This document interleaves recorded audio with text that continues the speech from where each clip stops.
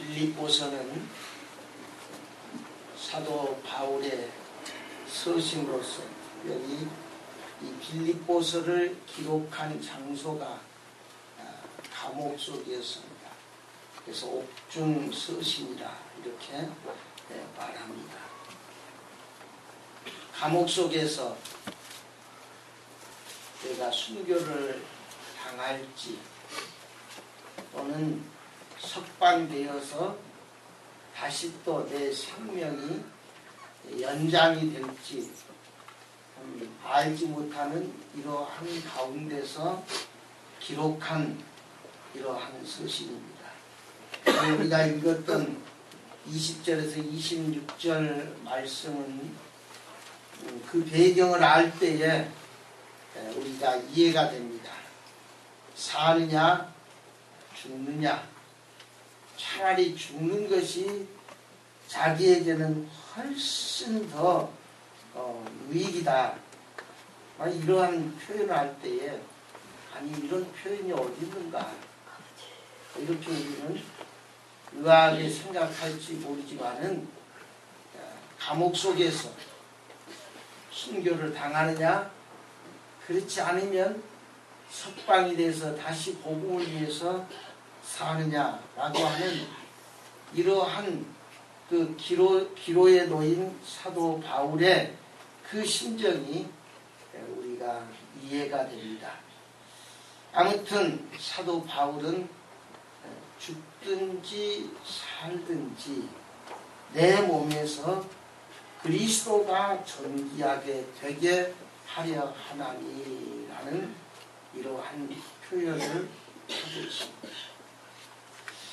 우리가 이 세상을 살아감에 있어서 내 삶의 목적이 무엇인가?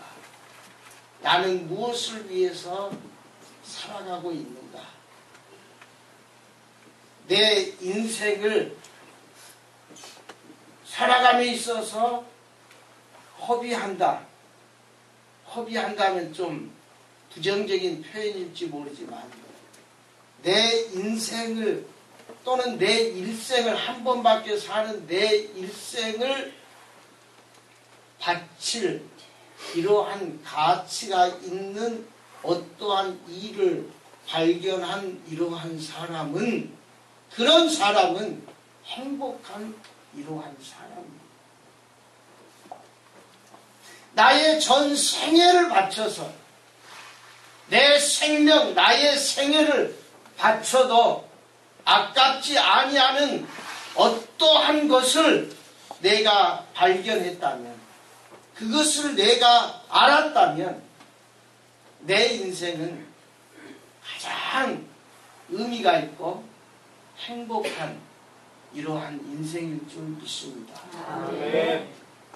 여러분은 한 생을 살아감에 있어서 또는 하루하루 여러분의 삶을 살아감에 있어서 앞으로 여러분이 여러분의 인생을 계획함에 있어서 나는 무엇을 위해서 살 것인가?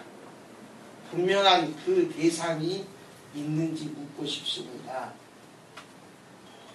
여러분이 살아야 될 내 인생을 바쳐야 될 내가 내 인생을 거기다가 드릴 만한 가치가 있는 이러한 대상이 나에게 있는가? 어떤 사람은 인생을 살아감에 있어서 그러한 대상을 찾지 못하고 방황하며 의미 없이 인생을 살아가는 사람들이 참 많이 있습니다.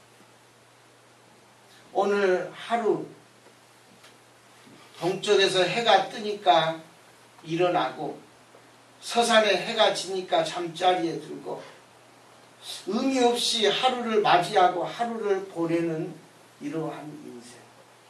과연 나는 무엇을 위해서 사는가? 무엇을 위해서 먹고 무엇을 위해서 내 인생을 계획하며 살아가고 있는가? 정말 분명한 그러한 목적의식, 분명한 가치가 있는 이것을 발견하고 내 인생을 살아가고 있는가? 사랑하는 성도 여러분, 여러분들이 한번 자기 자신들을 이렇게 한번 돌아보기 바랍니다. 사도 바울은 20절에 나의 간절한 기대와 소망을 따라 아무 일에든지 부끄러워하지 아니하고 지금도 전과 같이 온전히 담대하여 살든지 죽든지 내 몸에서 그리스도가 존귀하게 되게 하려 하나니.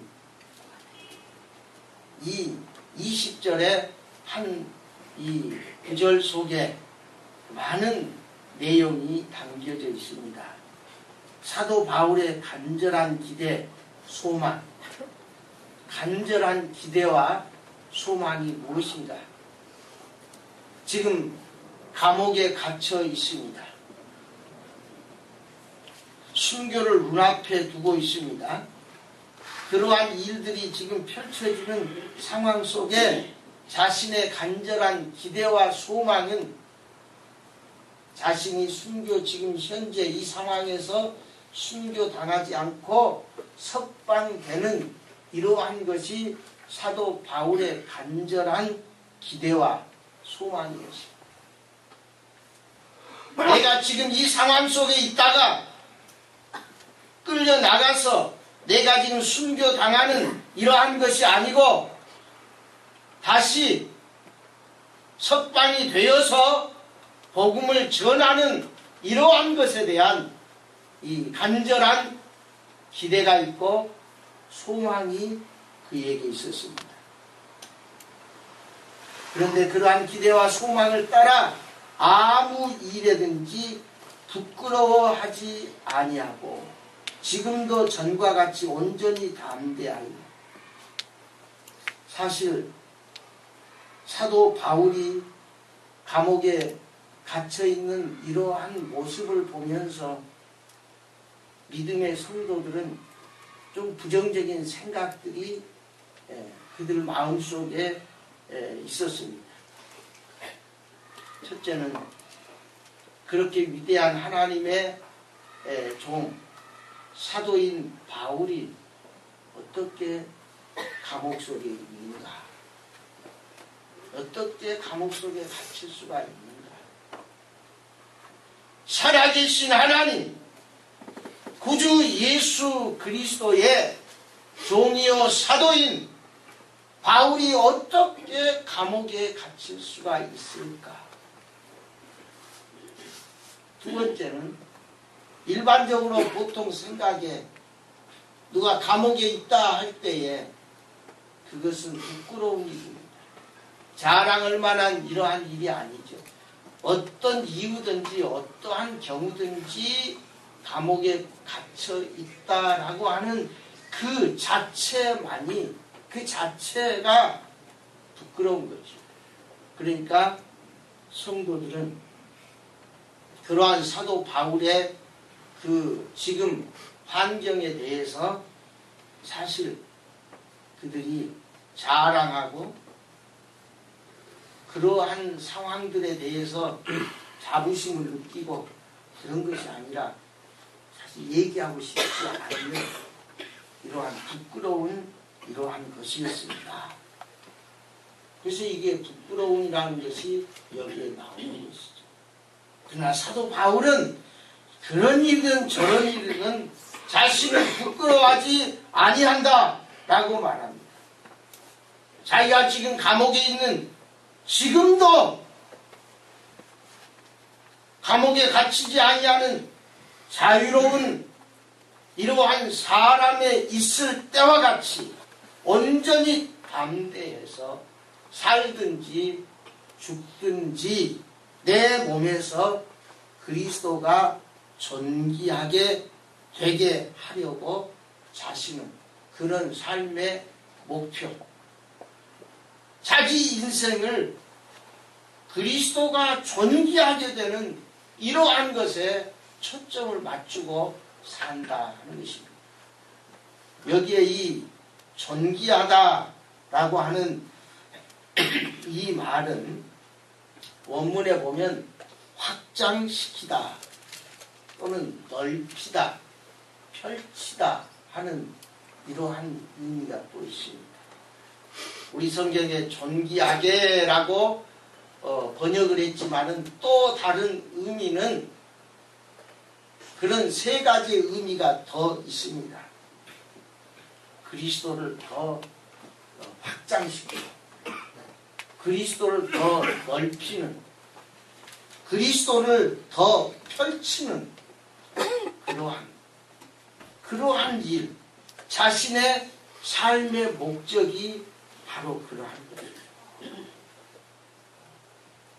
존귀, 예수 그리스도를 가장 귀하고 높은 이러한 분으로 알려지는 이러한 것도 되겠지만 더 많이 모든 사람들에게 그리스도를 알게 하는 이러한 일, 확장시키는 그러한 일, 넓히는 일, 펼치는 이러한 일을 자신의 삶의 목적, 사명으로 자신은 알고 살겠다는 거예요.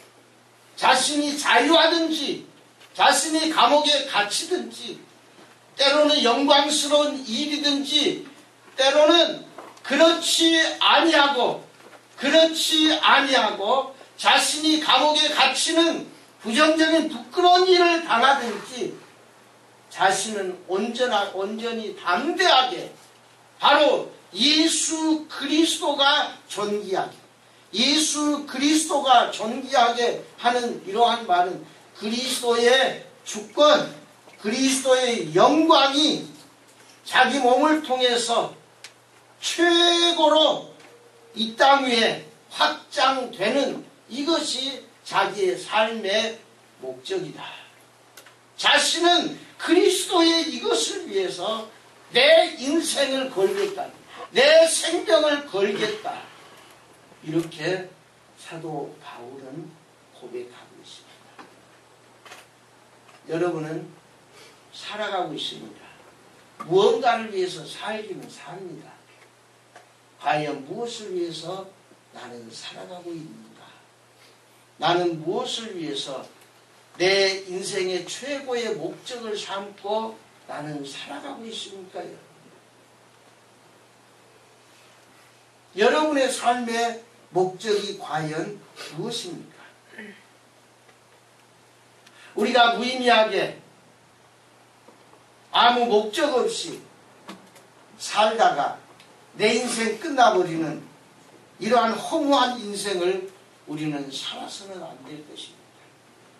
의미가 있고 정말 가치가 있고 그 의미와 가치가 영원한 이러한 것이 되어야 된다는 것을 꼭 여러분이 기억하시기 바랍니다. 살기는 살지요. 뭘 위해 살기는 살지만 그것이 영원한 것이 되지 못하고 최고의 가치가 되지 못하는 무가치한 것을 위해서 내 인생을 허비하고 나의 모든 것을 허비한다면 그것이 무가치한 것처럼 내 인생도 무가치하게 되는 것입니다. 하나님은 우리를 그렇게 무가치한 인생을 살도록 만드시고 우리를 하나님이 부르시지 않았을 것입니다. 가장 위대하고 가장 가치 있는 이러한 인생을 살도록 하나님께서 우리를 부르신 줄로 믿습니다. 네. 1839년 7월 8일에 태어난 한 사람이 있습니다. 20세기 미국의 석유 왕이라고 불리는 록펠러라는 사람입니다. 그는 33세에 백만 장자가 되었습니다. 43세에 세계 최대 기업주가 되고 54세에 세계 유일의 억만장자가 된 이러한 사람입니다. 인터넷에 검색을 해보니까 록펠러의 이 재산이 얼마인가, 그 재산의 가치 그걸 따져보니까 록펠러가 가장 부실할 때, 제일 부실할 그때에 빌 게이츠의 전성기, 빌 게이츠가 최고일 때에 이 록펠러 재산의 가치가 3배, 한 500조. 전성기는 재산이 얼마 정도 되는가? 우리가 쓰지 아니하는 단어인데 경이 뭔지는 모르겠지. 우리는 조까지는 쓰지 않아요. 조까지는 몇 조, 뭐 1조, 2조, 10조, 100조 넘어가면 좀 우리 계산이 안 되죠. 이 경이 뭔지는 모르겠지만 우리하고 상관이 없는 이러한 단어이겠지만 록펠러의 재산의 가치가 최고일 때의 이 경이 어마어마한 거죠. 어마어마한 이러한 당시의 최고의 부라고 말할 수가 있지. 이러한 이 록펠러, 그런데 불행하게도 53세에 이 머리카락과 눈썹이 빠지면서 몸이 초췌하게 말라가십니다. 그의 병명은 알로피시아라. 그래서 머리가 빠지고 눈썹이 빠지고 몸이 빽빽 말라가는 이러한 질병에 걸려서 의학적으로 그는 그 어마어마한 재산을 가진 이러한 사람이지만은 1년밖에 살지 못한다는 사형 선고를 받았다. 당신은 앞으로 1년 안에 죽습니다. 기가 막히죠. 세계 최고의 부호가 1년밖에 살지 못한다. 우리는 돈이면 다 된다. 돈으로 안 될 것이 뭐 있는가. 이렇게 사람들은 생각하는데 뭐 우리도 가까운 근래에 잡스가 죽었잖아요. 어마어마한 돈을 가진 이러한 사람이 죽었잖아요. 이 록펠러도 53세에 말이죠. 그러한 질병에 들어가지고 1년밖에 살지 못하는 그야말로 1년의 시한부 인생을 선고받은 이러한 사람이었습니다. 당시 하루에 100만 달러를 이렇게 벌었지만은 중병이 걸린 그에게는 그러한 돈도 아무 소용이 없었습니다. 그 많은 돈이 그를 살려내지 못하고 그를 질병에서 건져내지 못했습니다. 그런 와중에서 그는 결국 중요한 깨달음이 그에게 왔습니다. 참 이 많은 돈, 모든 사람들이 돈 하는데 이 많은 돈이 아무 소용이 없구나. 돈은 돈 그 자체만이지 아무 소용이 없구나. 오직 하나님만이 모든 것이 되신다 하는 것을 그는 깊이 깨달았습니다. 사랑하는 성도 여러분, 우리도 이런 깨달음이 있기를 바랍니다. 우리가 이것저것 추구해보지만 이것저것을 따라가 보고 그것을 붙잡으려고 예를 써보고 내 모든 인생을 거기다 걸어보지만 막상 가보면 그것이 별것 아니에요. 오직 하나님만 모든 것이 되신다 하는 것을 우리는 깨닫습니다. 내가 직접 체험 안 하더라도 이렇게 체험한 자들의 삶을 통해서 우리는 간접 경험을 해야 합니다. 이렇게 어마어마한 돈을 가진 이러한 사람도 돈은 아무것도 아니다. 아니, 목사님 있어본 사람은 얘기지 없는 우리에게는 그게 아니에요. 이렇게 또 반문하지 마시고 있든 없든지 간에 정말 막상 결정적인 순간에 결정적인 역할을 못하는 것이 돈이라. 우리가 생각할 때 그것이 그렇게 해줄 줄 아는데 그렇게 하지 못하는, 너무나 무기력한. 그는 돈이 전부인 줄 알았는데 자신을 위해서 해줄 수 있는 것이 아무것도 없었던 것입니다. 그래서 그는 자연스럽게 많은 돈이 있었지만 전에는 돈을 의지하고 돈이 뭔가를 해줄 줄 알았는데 아무것도 해주지 못하니까 돈을 등지고 이제는 하나님께로 나와서 무릎을 꿇었습니다. 모든 것 대신은 하나님께 나와서 하나님의 은혜를, 하나님의 긍휼을, 하나님의 자비를 그는 구했습니다.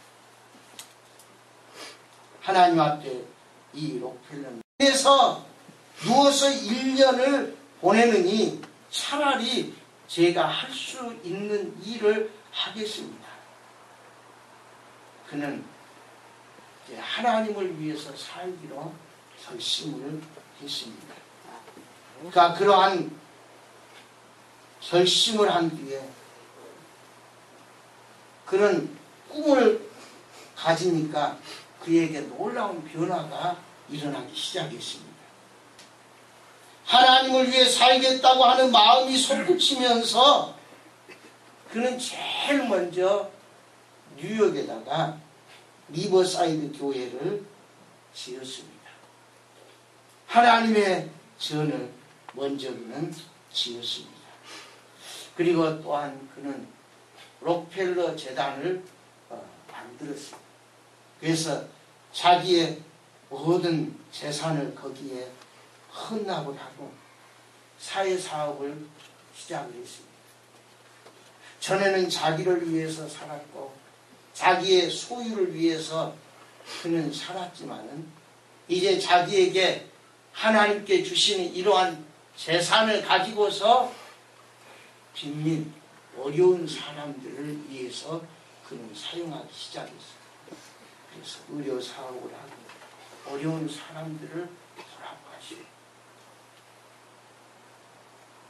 또 그는 맨하탄의 이 시민들에게 공짜로 큰 시민들에게 수돗물을 제공을 했습니다. 죽을 병 1년밖에 살지 못한다는 이러한 시한부 인생을 살았던 그는 그 인생이 180도로 변했습니다. 오직 하나님만을 위해서 신실한 삶을 살게 된 것입니다. 그래서 그는 이제 하루가 지나고 일주가 지나고 한 달이 지나고 2달, 10달, 12개월이 지났습니다. 1년이 되었습니다. 이제 그는 떠나야 될 이러한 시한부 인생 1년이니까 그 시간이 지났습니다. 그런데도 기적이 일어났는데 1년이 지났는데 그는 떠나지 않았습니다. 53세에 1년밖에 살지 못한다는 사형 선고를 받았는데 그 사형 선고가 어느 때에 실행이 됐냐면 자기 나이 98세가 됐을 때 드디어 그 사형 선고가 실행이 되었습니다. 1년밖에 못 산다는 이러한 사람이 무려 45년을 더 살았습니다. 그의 인생이 바뀌었습니다. 전에는 자기를 위해 살고 자기 중심의 삶을 살고 그렇게 살았지만 그는 이 질병으로 인해서 그거의 계기가 되어서 이제는 자기를 위해서 산 것이 아니고 하나님을 위해서, 하나님 영광을 위해서, 그것을 위해서 그는 남은 생애를 가장 의미 있고 보람되게 그는 살았습니다. 사랑하는 성도 여러분, 우리는 병원에 가서 당신은 1년 살 것이요 6개월만 살 것이요 이러한 시한부의 사형 선고를 받지는 않았지만은 우리 인생도 언젠가는 이 세상을 떠나야 될 줄 압니다. 안 그렇습니까? 아멘 안 하십니까? 천년 만년 살 것입니까? 그렇게 살고 싶어도 못 사는 거예요. 그렇게 살고 싶어도 전혀 생각지 아니하는 이러한 일들이 우리에게 오는 것입니다. 죽음이라는 것은 예고되고 뭐 이렇게 된 것도 있을 수 있겠지만은 그렇지 않는 가운데 갑자기 찾아오는 이러한 경우도 있습니다. 금요일날 어떤 분의 자기 남편이 돌아가셨다는 이러한 소식을 전사님께 접해서 우리 교회에 한두 번 나왔던 이러한 분이었는데 사정상 자기 어머니를 따라서 단원교에 다니고 있는 이러한 그분의 남편 젊은 사람 40대의 젊은 사람이 갑자기 감전 사업을 인테리어 사업을 하는데 전기 전문가가 전기를 만질 때 그 도와주려고 만지다가 감전해서 갑자기 죽었다는 거예요. 그래서 오늘 장례식 치릅니다. 어제 저녁에 제가 부죽음을 보냈습니다. 그렇게 죽을 줄 누가 알았지? 그럼 그렇게 죽으면서 뭘 가져가느냐? 아무것도 가져가. 우리 인생을 살다가 빈손으로 가는 거예요. 빈손으로 왔다가 빈손으로 가는 거예요. 우리 인생. 여기 고백했듯이 알몸으로 전의 성경은 적신 붉은 몸으로 지금 성경은 알몸으로 왔다가 우리는 그대로 가는 우리의 인생. 주신 자도 여호와시요 취하신 자도 여호와시다. 내 것이라는 것이 없는 거예요. 우리는 언젠가 빈손으로 이 세상을 떠나야 지금 내게 있는 것이 내 것이 아니라 하나님께서 내게 맡겨준 이것인 줄로 믿습니다. 우리 인생 언젠가는 떠나야 할 유한한 우리 인간의 삶. 우리가 하나님 앞에 설 때에 하나님께서 우리에게 분명히 물어보실 것은 너의 한평생 어떻게 살았느냐? 이 세상에서 어떠한 삶을 살았느냐고 하나님이 물으실 겁니다. 아니, 내가 너에게 부탁한 일, 내가 너에게 맡긴 일, 너를 통해 하고자 하는 그러한 일들을 과연 너는 어떻게 했느냐고 주님이 물으실 겁니다. 후회하기 전에 우리는 가장 중요한 것이 구주 예수 그리스도를 나의 주인으로 모시는 거예요. 예수 그리스도가 내 삶의 주인 되는 거예요. 오늘 우리가 성찬식을 거행하고 참여합니다. 성찬식의 중요한 것은 뭐예요? 핵심이 예수 그리스도께서 죽음 가운데 있는 우리, 하나님에게서 떨어진 우리를 위해서 대신 십자가에서 죄의 값을 치르시는, 자기의 생명을 희생해서 우리의 죄값을 치르고 죽음 가운데 있는 우리를 살려주시는 거예요. 죄 가운데서 우리를 주님이 사서 자기 것으로 사는 거예요. 그래서 우리는 더 이상 이제는 내 것이 아니라 주의 것이다. 예수 그리스도를 구주로 모실 때에 우리는 예수님이 나의 구원자, 나의 주인, 그게 되는 거예요. 우리는 그것이 먼저 우리에게 와야 될 줄로 믿습니다. 여러분의 구세주, 예수님. 여러분의 주인이신 예수님. 우리는 먼저 그 믿음이 와야 돼요. 그 믿음 안에서 이제 우리는 그분을 위해서 살기로 결심을 해요. 오늘 사도 바울은 자신이 어떠한 형편에 있든지 감옥에 갇혀 있든지 전에처럼 자유하든지 온전히 담대하여 살든지 죽든지 내 몸에서 그리스도가 존귀하게 되게 하려 하나니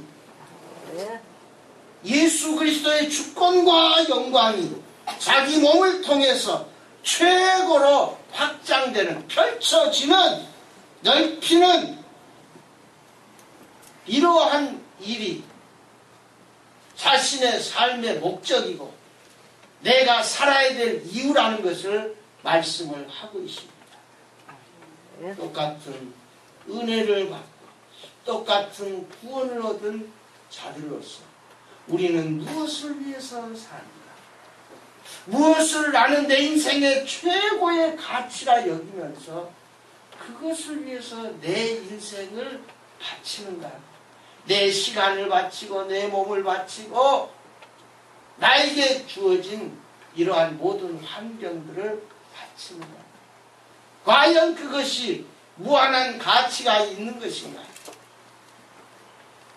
그것이 최고의 가치의 것인가를 우리는 알아야 됩니다. 사도 바울은 자신이 차라리 죽어서 그리스도와 함께 사는 것이 자기에게 훨씬 더 좋은 일이라 23절에 그렇게 말합니다. 세상을 떠나서 그리스도와 함께 있는 것이 훨씬 더 좋은 일이라 그렇게 하고 싶다. 여러분도 그렇게 하고 싶습니까? 아직 못했어. 사도 바울의 진짜 마음의 소원은 이 세상을 떠나서 저 천국에서 주님과 함께 영원히 사는 것이 자기의 소원이다. 진짜 바라는 것이다. 훨씬 좋은 것이다. 자기 개인적으로는 지금 이 상황 속에서 자신이 순교의 제물이 돼서 주님께로 가는 것이 자기에게서 훨씬 좋은 일이고 그것이 자기가 바라는 개인적인 소원이다. 그러나 지금 보니까 내가 지금 죽는 것이 아니다. 육신으로 살게 될 것이다. 24절에 싶으나 내가 육신으로 있는 것이 너희를 위하여 더 유익하다. 육신으로 사는 것이 더 유익하다. 그냥 생명만 연장하는 무의미한 무가치한 생명만 연장하는 이러한 것이 아니라 수평적으로 다른 사람들의 유익을 어떤 유익인가? 어떠한 유익인가?